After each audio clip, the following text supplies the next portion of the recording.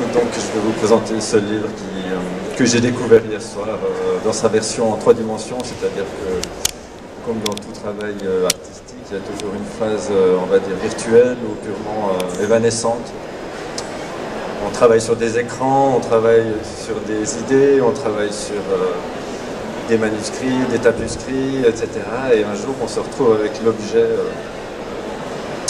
tel qu'il existe dans notre belle réalité en 3 dimensions, dans l'espace-temps consensuel, on va dire ça comme ça. Et donc je suis vraiment très ému que ce livre soit aussi beau déjà, avec un super travail de la part du graphiste. Et très ému également parce que pour moi ça représente un petit peu un aboutissement déjà de plusieurs projets littéraires qui se sont suivis année après année. Donc les livres que Tigran vient de mentionner, Le chaman et le psy, qui était écrit avec un psychiatre il y a 2 ans. Alors quand on dit il y a 2 ans, c'est la date de parution, on ne parle pas du travail d'écriture qui est toujours beaucoup plus long que ça.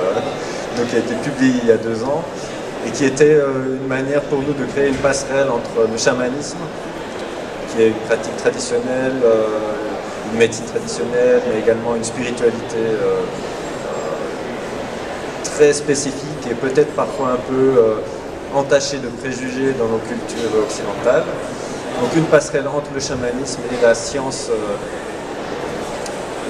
occidentale, et en l'occurrence la psychiatrie. Ça c'était Le chaman et le psy avec Olivier Chambon, un bouquin qui nous a permis de créer une sorte de réseau d'interface avec toutes sortes de chercheurs et toutes sortes de personnes qui sont dans des mouvances, on va dire, spirituelles avant-gardistes et qui cherchent à faire se conjuguer la science et le spirituel, en ayant comme idée fondatrice que la spiritualité du futur sera une spiritualité qui se rapproche de la science et qui est à la limite une forme de science également. Ensuite, l'année suivante, il y a eu La Voix du chaman, qui était un projet très important parce que c'est historiquement le livre qui a ramené le chamanisme en Occident, qui a été publié en 1980 et qui existait dans une traduction qui était imparfaite, incomplète et à corriger, d'une vieille édition qui datait d'il y a une vingtaine d'années et que nous avons donc retravaillé entièrement avec Mama Édition, et qui a été publié l'année passée dans sa version, on va dire, définitive en français, avec les corrections, avec toutes les illustrations, avec une retraduction, un travail de retraduction mot par mot pour qu'on soit vraiment dans ce qu'a voulu dire l'auteur, l'anthropologue Michael Harner, qui est donc un anthropologue connu mondialement pour être un des chefs de file de l'anthropologie du chamanisme, et qui a aujourd'hui, en 2012, je crois qu'il a 82 ans, 83 ans, qui est toujours vivant. Moi, en fait, mon travail officiel, c'est d'être le responsable de la fondation Michael Harner, qui est une fondation en fait anthropologique à la base, d'études du chamanisme. Et je suis responsable des activités de cette fondation pour la France.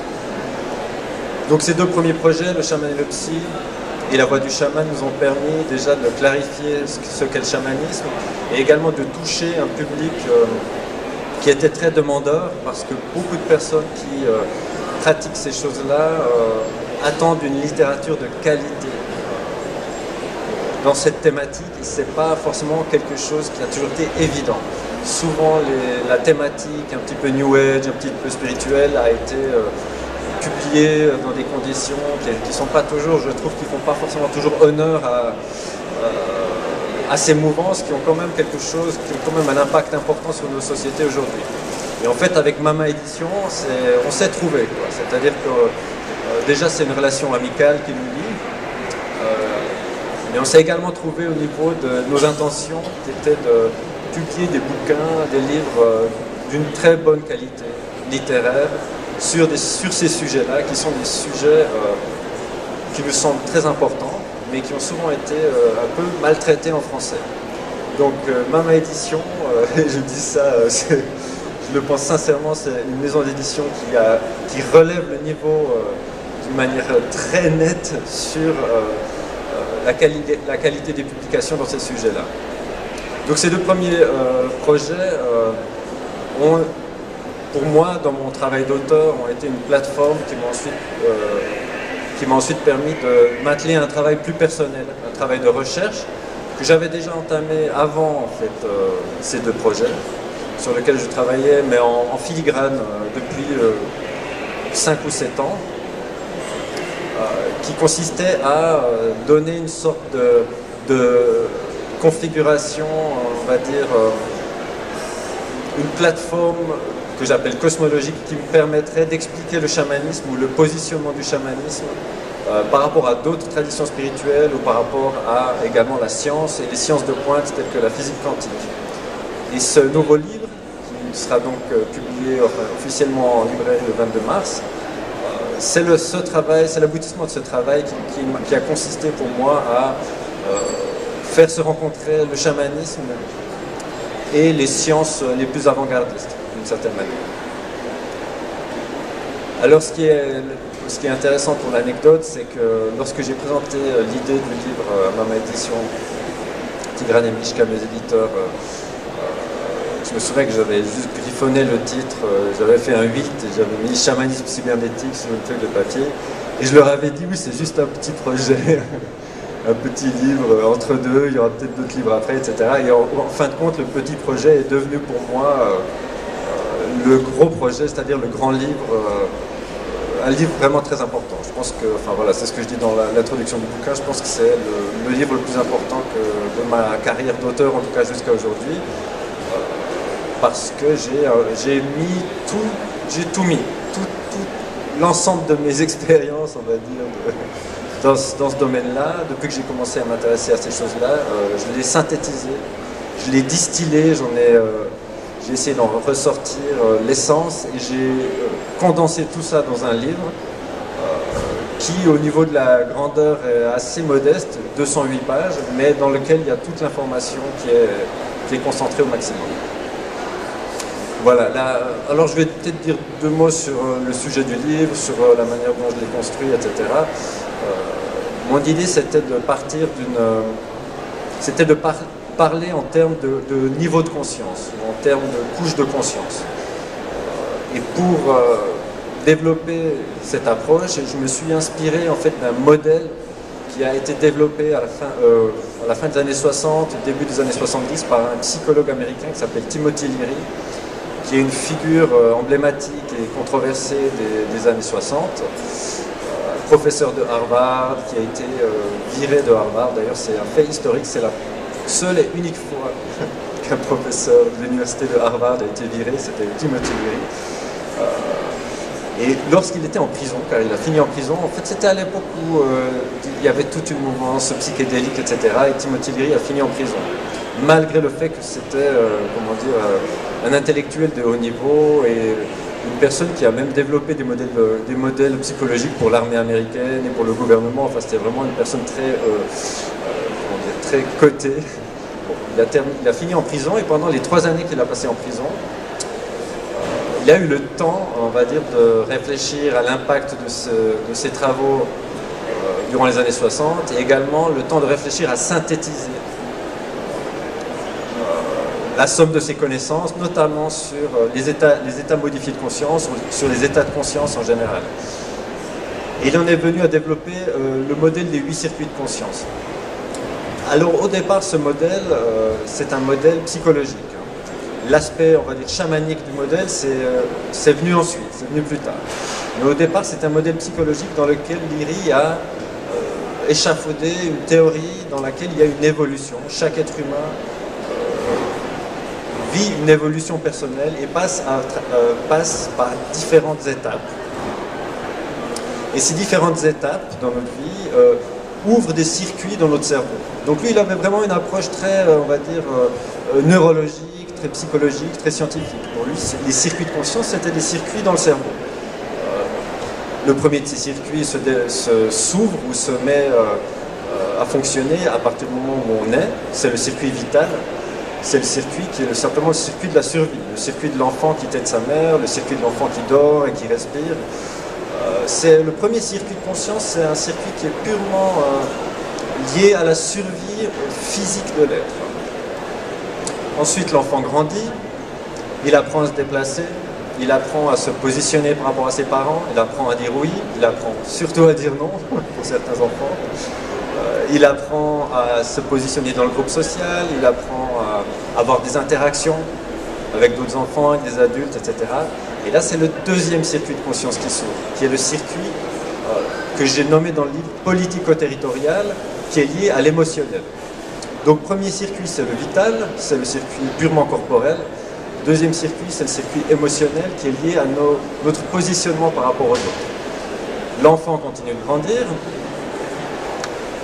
il apprend à penser, il apprend à calculer, il apprend à écrire, il apprend à conceptualiser, il va à l'école, et c'est son troisième circuit de conscience qui va s'ouvrir, qui est le circuit conceptuel ou intellectuel, qui est un circuit qui est très développé dans notre culture, et d'ailleurs en ce moment au Salon du Livre, c'est vraiment, le Salon du Livre, c'est le troisième circuit de conscience, puissance 1000.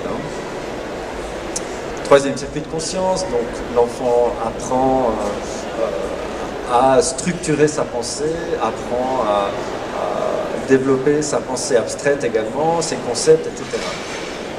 Et le temps passe, et ensuite, l'enfant parvient à l'adolescence et il va devoir prendre sa place dans la société. Cette place dans la société va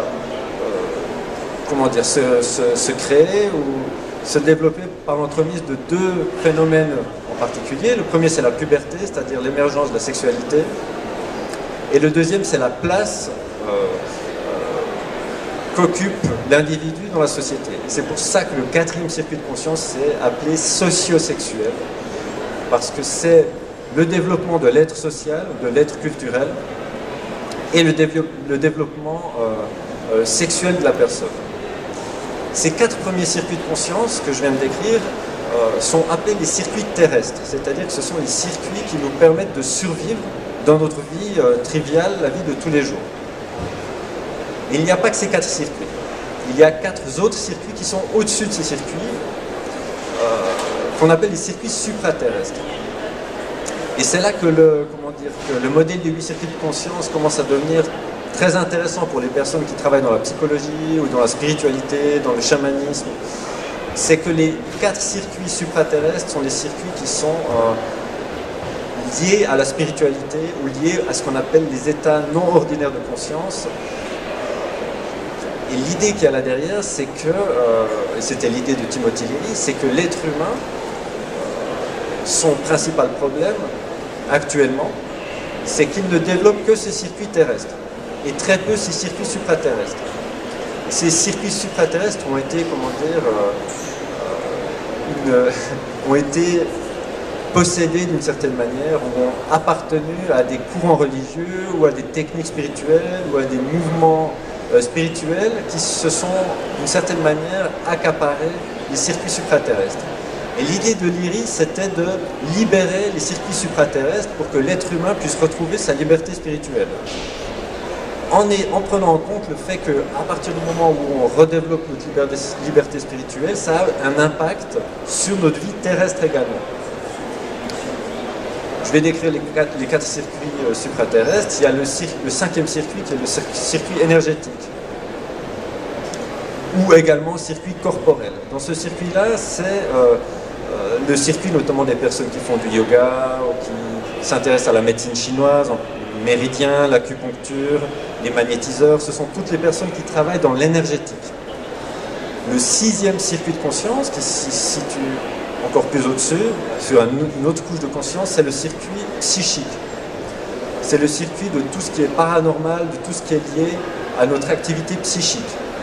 Et c'est également, traditionnellement, le circuit qu'utilisent les chamans pour faire leur travail. Notamment lorsqu'ils utilisent des techniques, des techniques spécifiques, comme par exemple des plantes chamaniques, ou l'utilisation de musique, de sons, de percussions, ou l'utilisation du chant ou de la danse, pour entrer dans des états modifiés de conscience, pour pouvoir voyager, faire voyager leur âme dans ce que j'appelle dans le livre la conscience multidimensionnelle, qui est la conscience du 6e circuit. Ensuite, le 7e circuit, c'est le circuit mystico-religieux. C'est le circuit traditionnelle des spiritualités, des religions. Pour moi, l'exemple, je dirais, le plus clair et évident du 7e circuit de conscience, c'est le bouddhisme. Le bouddhisme, c'est typiquement une mouvance spirituelle, on ne va pas dire une religion, parce que les bouddhistes eux-mêmes disent que le bouddhisme n'est pas une religion, qui se situe dans le 7e circuit. Le 7e circuit, c'est le circuit qui est traditionnellement lié à la méditation et également au contact avec ce qu'on peut appeler Dieu ou l'intelligence cosmique, qui est un réseau universel dans lequel se trouve l'information. Un petit peu comme l'Internet, mais sauf sur un point de vue, sur un plan plus spirituel. Et au final, le 8e circuit, qui est, j'allais dire, le grand vainqueur du livre, parce que ce qui est intéressant, c'est que historiquement, on s'est arrêté au 7e circuit. Et même Timothy Leary lui-même, dans son premier livre, qui s'appelait Neurologique, n'a mentionné que 7 circuits. Et dans beaucoup de traditions spirituelles, comme par exemple dans le Hatha Yoga en Inde, traditionnel, il y a 7 chakras, les 7 chakras dans le corps, et au-dessus de ça, il n'y a rien. Le 7e, c'est le divin, et au-dessus du 7e, c'est un petit peu une grande question, un grand mystère. Et en fait, c'est même dans la littérature en anglais sur les 8 circuits de conscience, parce qu'il y a toute une littérature sur ce modèle, le 8e circuit n'a jamais vraiment été explicité. C'est toujours un grand point d'interrogation.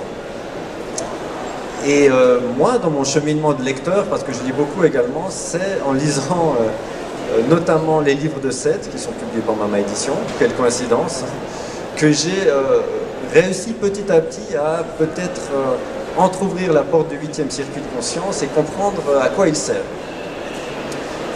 Donc il y a d'un côté l'aspect spirituel ou l'aspect channalisé, c'est-à-dire comme dans les livres de Seth ou dans les livres sur la loi de l'attraction. Et de l'autre côté, il y a les recherches les plus, on va dire, avant-gardistes dans les sciences de pointe telles que la physique quantique, qui nous apprennent que la réalité est en fait une création de notre esprit. Et pour moi, c'était le début, on va dire, d'une prise de conscience sur ce que pourrait être le 8e circuit. Je rétrograde d'un circuit. Le 7e circuit, c'est donc le circuit divin, le circuit qui nous connecte à l'intelligence cosmique. Le 8e circuit, ce serait le circuit créateur. C'est-à-dire que c'est le circuit de conscience à travers lequel nous, en tant qu'individus, nous créons notre réalité personnelle. Comprendre ça, c'est-à-dire comprendre qu'on appelle ça le 8e circuit de conscience, comme moi dans mon livre, ou qu'on appelle ça différemment en lisant d'autres ouvrages spécialisés sur cette question-là, donc la question de la création de la réalité, ça, peu importe.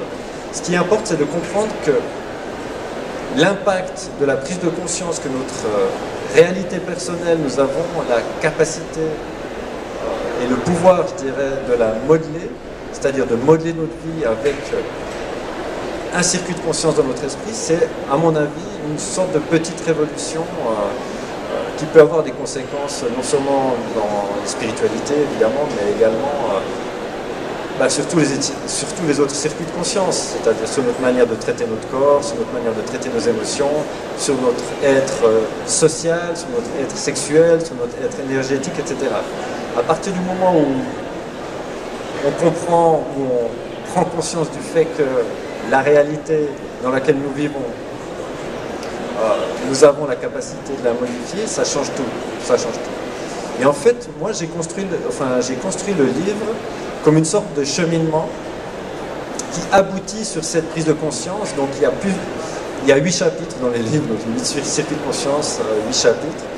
Et dans les derniers chapitres, il y a vraiment un développement sur le parallélisme qui est vraiment très très intéressant qu'il y a entre cet aspect spirituel du fait qu'on crée notre réalité avec notre esprit et l'aspect scientifique de la physique quantique qui nous apprend que dans les expériences scientifiques les plus poussées qui ont lieu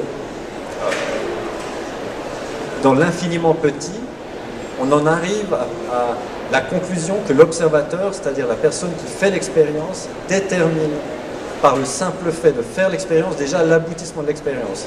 Concrètement, ça veut dire quoi? Ça veut dire que lorsque des chercheurs essayent de calculer la trajectoire de certaines particules qui forment la matière. Ils se sont rendus compte que la particule va suivre la trajectoire qu'eux-mêmes ont fixée au départ de l'expérience. C'est-à-dire que c'est le chercheur lui-même qui est face à une sorte de miroir, je dirais, de miroir cosmologique, parce que l'aboutissement de son expérience, c'est que c'est en gros lui-même qui détermine l'issue de son expérience simplement par le simple postulat de dire ok, peut-être que la particule va partir dans cette direction. La particule, ça peut être également notre vie, ça peut être également nos intentions, nos pensées, et l'idée c'est que nous sommes nous-mêmes les scientifiques, on va dire, ou les observateurs de notre propre vie, et que les intentions que nous projetons dans la réalité et qui se concrétisent ensuite sous la forme d'événements ou sous la forme d'aboutissements, de projets, etc., c'est également avec nos pensées que nous pouvons modifier leur trajectoire ou simplement parvenir à faire en sorte que ça aboutisse. Tu veux dire quelque chose, Tigran?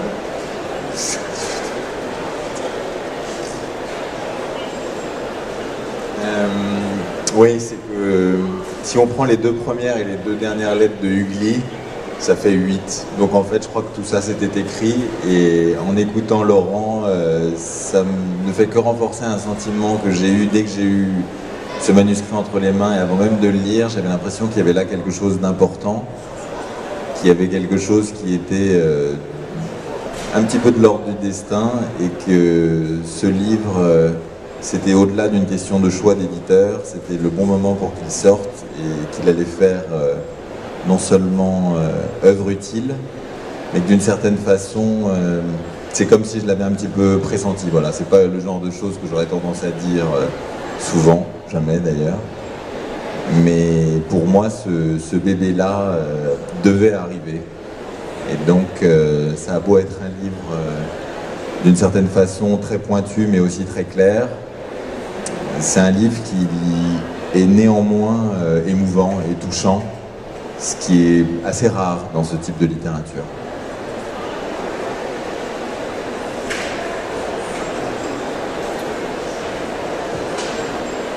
Bon, pour le mot de la fin.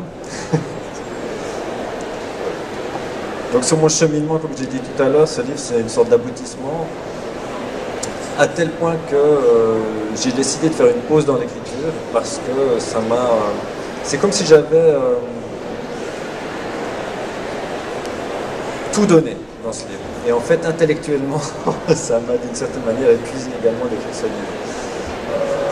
Mais je dois avouer que j'ai jamais eu autant de plaisir à travailler sur un projet littéraire.